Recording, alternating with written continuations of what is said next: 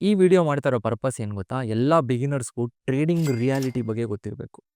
So, ಈ trading ರಿಯಾಲಿಟಿನ explain ಮಾಡ್ತೀನಿ ಕೇಳಿಸ್ಕೊಳ್ಳಿ. ಯಾವುದೇ ಒಂದು ಬ್ರೋಕರ್ ಆ್ಯಪ್‌ನ ನೀವು ಓಪನ್ ಮಾಡಿದ್ರೂ ಕೂಡ ನಿಮ್ಗೊಂದು ಪಾಪಪ್ ಮೆಸೇಜ್ ಬರುತ್ತೆ. ಇದು ಇನ್ವೆಸ್ಟರ್ಸಿಗೆ ಅನ್ವಯಿಸಲ್ಲ. ನಾನು ಹೇಳ್ತಾ ಇರೋದು ಟ್ರೇಡಿಂಗ್ಗೆ. 90% people will lose in the market ಅಂತೇಳಿ ಒಂದು ಪಾಪಪ್ ಬರುತ್ತೆ. ಏನಕ್ಕೆ ಬರುತ್ತೆ? ಈ 90% ಪೀಪಲ್ ಯಾರು? ಈ 10% ಯಾರು? ಯಾವಾಗ ನೀವು ಈ 10% ಪೀಪಲ್ ಥರ ಥಿಂಕ್ ಮಾಡೋಕ್ಕೆ ಸ್ಟಾರ್ಟ್ ಮಾಡ್ತೀರಾ, ಆವಾಗ ಮಾತ್ರನೇ ಮಾರ್ಕೆಟಲ್ಲಿ ದುಡ್ಡು ಮಾಡೋಕ್ಕೆ ಸಾಧ್ಯ. ಈ 90% ಏನು ತಲೆಯಲ್ಲಿ ಇಟ್ಕೊಂಡು ಬಂದಿರ್ತಾರೆ ಗೊತ್ತಾ? ನನ್ನ ಹತ್ರ 1000 ಇದೆ, ನಾನು 1,00,000 ಮಾಡ್ತೀನಿ ಅಂತ ಅಂದ್ಕೊಂಡು ಬಂದಿರ್ತಾರೆ. ಅದಕ್ಕೆ ಬೇಗ ಮಾರ್ಕೆಟಿಂದ ಹೊರಗಡೆ ಹೋಗ್ತಾರೆ. ಸ್ಟಾಕ್ ಮಾರ್ಕೆಟ್ ಎಲ್ಲರಿಗೂ ಪಾಠ ಕಲಿಸುತ್ತೆ.